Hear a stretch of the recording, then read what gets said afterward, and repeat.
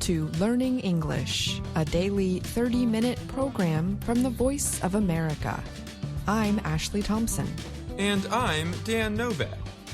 This program is designed for English learners, so we speak a little slower, and we use words and phrases especially written for people learning English. On today's program, John Russell has an update on the first patient to receive a brain chip from Neuralink. Brian Lynn presents this week's technology report. Finally, Andrew Smith and Jill Robbins bring us today's lesson of the day. But first, South Korea's biggest hospitals canceled medical procedures and turned away patients seeking emergency care on Wednesday. The moves came after thousands of trainee doctors walked off the job to protest a government plan to increase the number of people admitted to medical school. One hospital, the Asan Medical Center in Seoul, had a sign saying its emergency division was only taking heart attack cases. The emergency departments at 4 other major hospitals were also on red alert. That means they did not have room for more patients. It is so frustrating that the resident doctors' strike is happening now, the brother of a cancer patient told the newspaper Jungan Ilbo. He added that he and his brother had spent 10 hours looking for a hospital bed. The health ministry says 7,813 doctors have walked out of their jobs since protests began this week.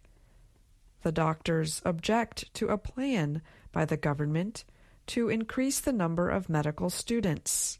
The plan aims to bring more health workers to rural areas and meet the demands of one of the world's most quickly aging societies. The government wants to increase the number of medical students from 3,000 to 5,000 by the 2025 school year. It aims to add up to 10,000 more by 2035. The protesters, however, say South Korea has enough doctors. They say the government needs to improve the pay and working conditions of doctors before increasing the number of medical students. South Korea's population of 52 million had 2.6 doctors per 1,000 people in 2022. Those numbers are far below the average of 3.7 doctors per 1,000 people for developed countries in the Organization for Economic Cooperation and Development. Public opinion studies in South Korea show many Koreans support the government plan. Last week, a Gallup Korea study said about 76% of South Koreans back the government's plan to increase the number of medical students. One group taking part in the protest called the plan a political measure ahead of a general election in April. We couldn't just sit back and watch medical policies built only for the sake of winning the general election, the Korea Interns and Residents Association said in a statement. Local media said between 1/3 and half of scheduled surgeries at 5 major hospitals have been canceled due to the walkout. The protests have continued despite a government order for the doctors to return to work. Vice Health Minister Park Min-soo told reporters, "The basic calling of medical professionals is to protect the health and lives of the people, and any group action that threatens that cannot be justified."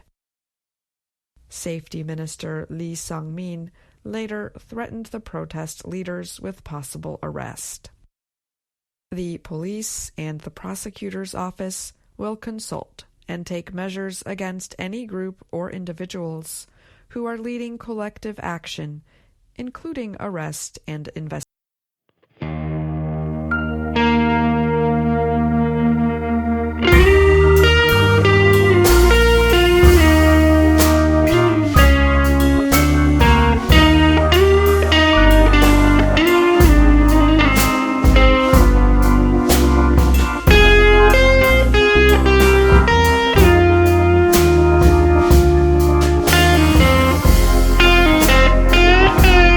Patient who received a brain chip from Neuralink appears to have fully recovered. The patient is able to control a computer mouse using their thoughts, Neuralink's founder Elon Musk said recently. In an event on social media service X, Musk said, "Progress is good, and the patient seems to have made a full recovery, with no ill effects that we are aware of. Patient is able to move a mouse around the screen by just thinking." Musk said Neuralink was now trying to get as many mouse button clicks as possible from the patient. Neuralink did not immediately reply to Reuters' request for further details. The company successfully implanted a chip in its first human patient last month, after receiving approval for studying human volunteers in September.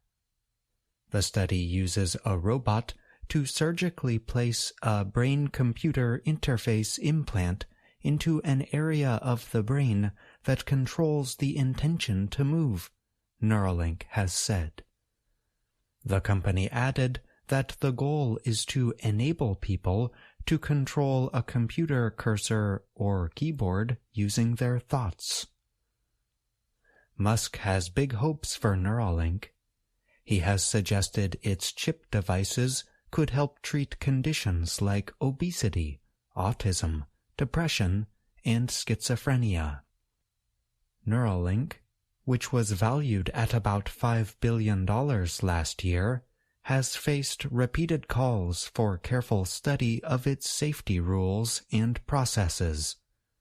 Last month, the company got a fine for breaking U.S. Department of Transportation rules regarding the movement of hazardous materials. I'm John Russell.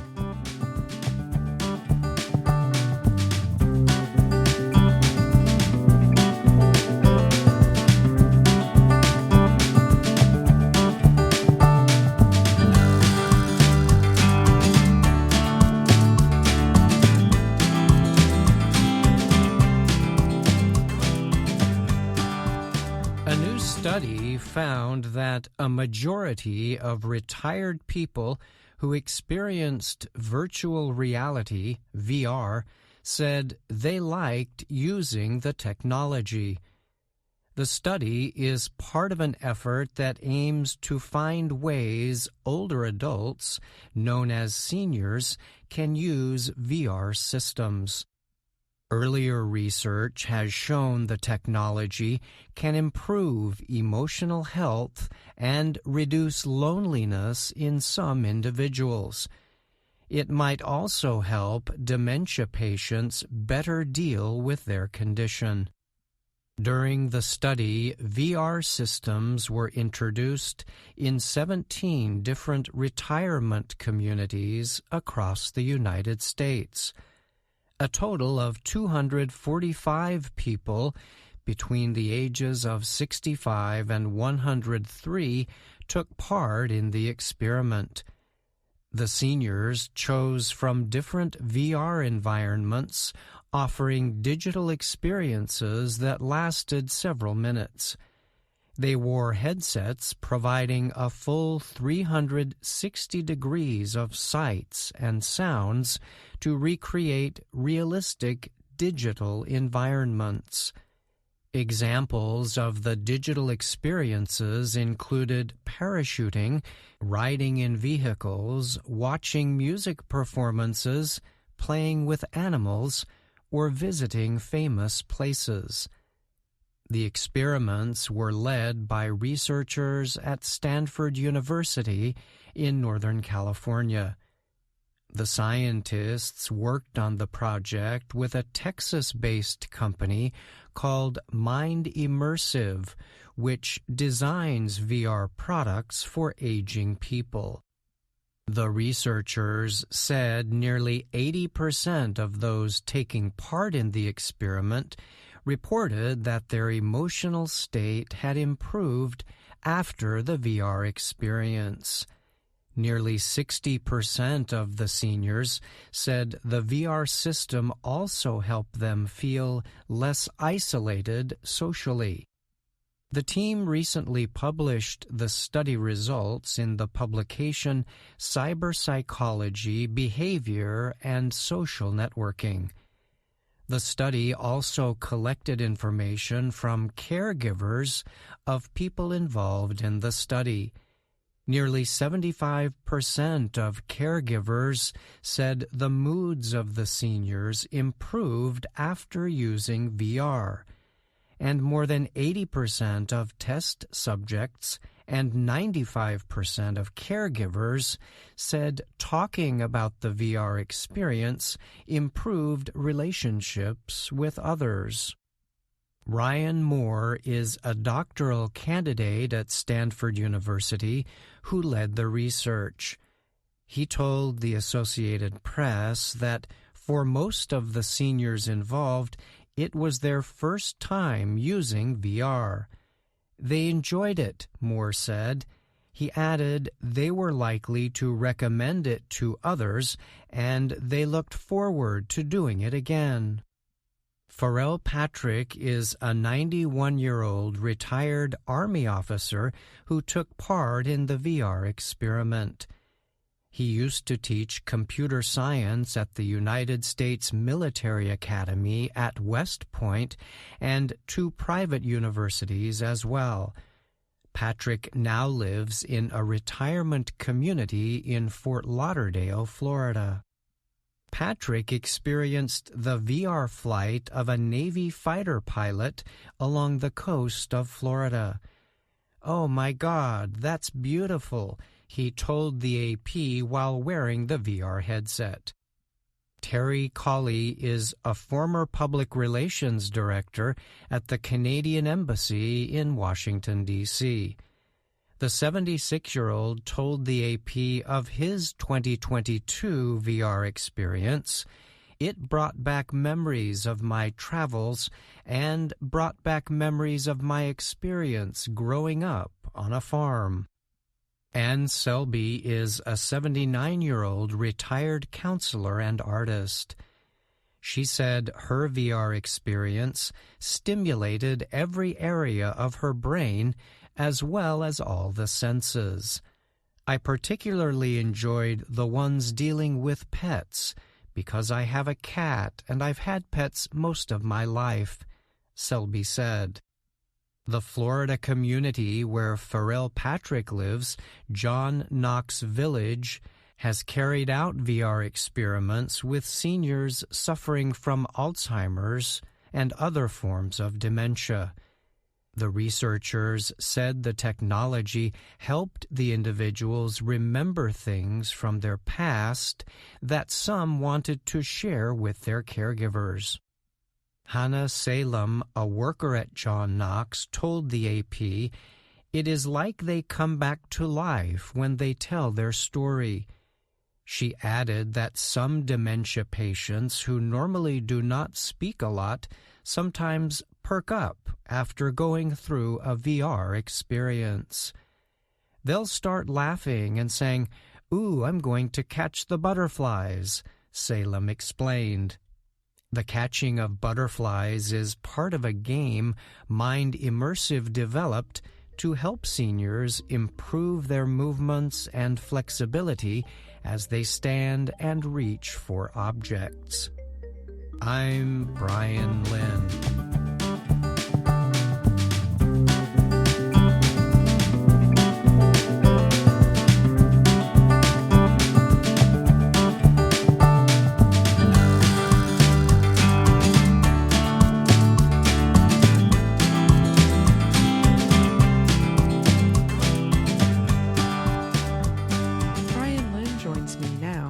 talk more about his technology report.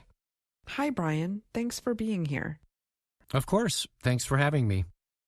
This week, your report was about new research showing how virtual reality systems can have good benefits for older people.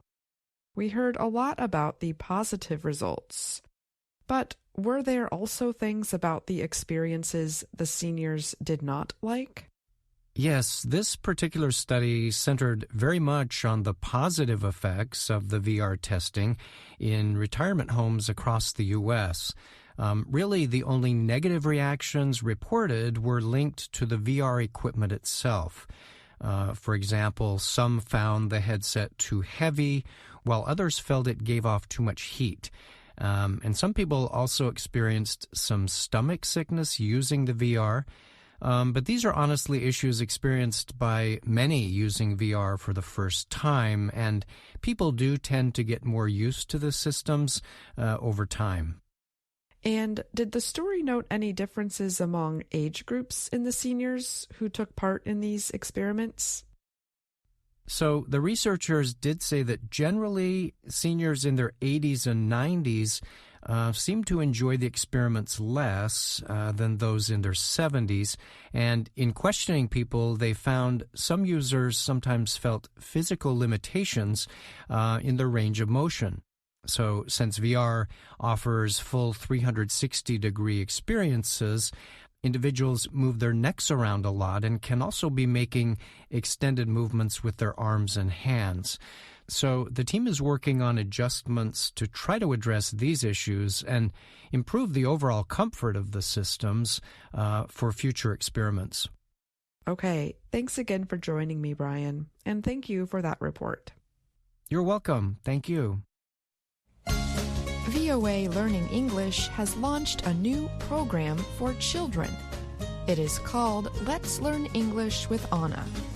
The new course aims to teach children American English through asking and answering questions and experiencing fun situations. For more information, visit our website, learningenglish.voanews.com.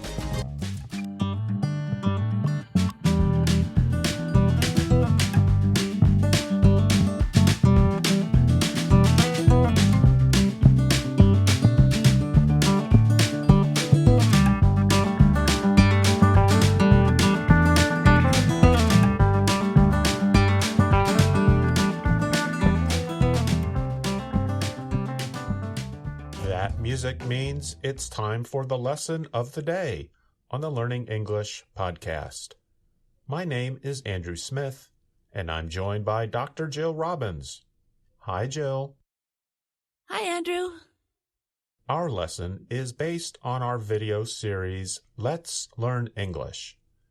The series shows Anna Mateo in her work and life in Washington, D.C. Here's Anna introducing herself. Hello, my name is Anna Mateo. Lesson 26 of Level 2 of this series is about lookalikes. Lookalikes are two people who look very similar. But just because two people look alike doesn't mean they act alike. To act alike means to behave in the same way as another person. In today's lesson, you will hear many adjectives to describe two very different kinds of people. Lesson 26 also repeats some expressions and grammar from previous lessons in the series. Let's listen to Pete and Penelope tell Anna about her lookalike. Yesterday at work, I met a woman who looks just like you. Really? Wait, are you making fun of me? Not this time. She's tall and has curly hair, but even her face looks like yours. I think she's a career consultant. I bet she has a lot of great advice. I can't wait to meet her. Yes, you can. I met her, and she is very difficult. Pete, she's just new. We have to give her a chance. What's her name? Evelina or something like that. You can't miss her. She always wears a hat. So, Anna, have you met the new consultant yet? No, but I've already heard. We look alike, don't we? Yeah, but you don't act alike. You're much nicer than she is. Maybe she gets nervous at new jobs. Or maybe she's shy. Let's not judge, Penelope. As usual, Anna tries to be very positive and helpful. Pete, she's just new. We have to give her a chance. To give someone a chance means to give them time and opportunities to do well or do good things. Now, let's see what happens when Anna meets her lookalike. This is going to be so much fun. Boy, I can't wait to play this game. How much longer are you going to be? We'll just be a minute. You must be Evelina. I'm Anna. We are lookalikes. No, we're not. And my name is pronounced Evelina. Oh, this is going to be fun. You had better hurry up. I need this room for a lecture. It's called, If You Want to Win, Others Must Lose. What is all this stuff anyway? It's a game. We're going to play at lunch. It's a stupid child's game. It's a fun game. But yes, it is for children. Well, you may be childish, but I'm not. And you look stupid with that thing on your head. Oh yeah? Well, you look serious with that look on your face. Come on, Pete. Let's go play somewhere else. Evelina sounds like a terrible person. She really does. For one thing, she is not polite.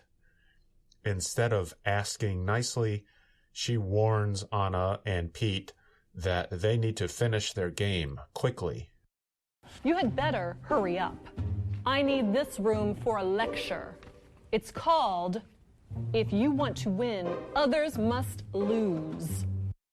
As we explained in a recent podcast, the expression had better gives advice in a strong way, almost like a warning. I think of a mother using this expression often. Yes, or maybe a teacher occasionally. Yes, you'd better do such and such. Also, Evil Anna says that Anna is childish. Childish has a negative connotation. A connotation is the feeling that people connect to a word. To be childish means not having good judgment or good control of one's emotions. So it's not a nice thing to say to an adult. However, there is another word, childlike, which has a more positive connotation. That word refers to the good aspects of childhood, such as being curious, open, innocent, and other qualities. I'm Jill Robbins, and you're listening to the Lesson of the Day on the Learning English podcast. Earlier, Andrew mentioned that Lesson 26 of Level 2 has grammar that we explained in previous lessons. Listen again to Penelope and Anna and see if you know what verb tense they use in this exchange. So, Anna, have you met the new consultant yet? No, but I've already heard. Did you hear the present perfect tense?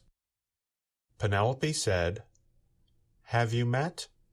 And Anna said, "I've already heard." That tense connects past actions to the present situation. Now, let's find out more about Evelina. Penelope and Anna are playing a game, and Pete asks to join them. Penelope notices that Pete has a dark circle around his left eye. Hey, do you guys have room for one more? Sure, Pete. Come on over. What happened to your eye? Evil Anna accidentally hit me. And she didn't even say sorry. She's so mean. I told you so. Here, Pete, put on this headband. You'll feel better. Penelope, you're right. Evil Anna is an awful person. And violent. And now we have to work with her. Haven't you heard? She's gone. She was given another assignment. In the end, Evil Anna's new job is collecting garbage outside the office. I guess it doesn't pay to be a mean person. You are correct. Now, let's talk about more adjectives you can use to describe a good person and a bad person. Anna used the word awful when describing Evil Anna. Penelope, you're right. Evil Anna is an awful person. Awful just means very bad. Terrible means the same thing. We can also say that Evil Anna is unkind, self-centered, mean, and thoughtless. Thoughtless means Evil Anna does not think or care about how her actions might hurt other people. And thoughtful is the opposite of thoughtless. A thoughtful person, like you, Jill, tries to think about what other people need and tries not to hurt their feelings. Hey, I just follow the golden rule. Treat others the way you want to be treated. I think that's good advice. Other words to describe nice people include the adjectives caring, generous, cooperative, kind, sweet, and considerate. Considerate means you take other people's needs and feelings into consideration. In other words, it means the same thing as thoughtful. So, just like I can say Jill is thoughtful, I can say that Jill is considerate. And you are too, Andrew. Well, thank you. I try to be most of the time. Let's remind our listeners what they can find on our website. Yes, let's do that. Each lesson of the Let's Learn English series has a lesson plan you can download for free. The plans can be helpful for both students and teachers. And remember that you can find us on YouTube, Facebook, and Instagram. Thanks for listening to the Lesson of the Day on the Learning English podcast. I'm Jill Robbins. And I'm Andrew Smith.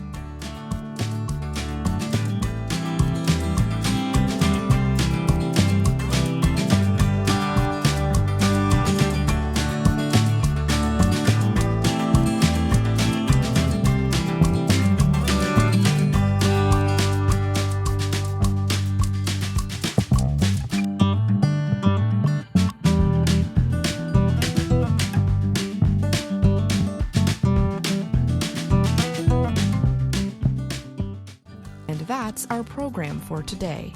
Join us again tomorrow to keep learning English through stories from around the world. I'm Ashley Thompson. And I'm Dan Novak.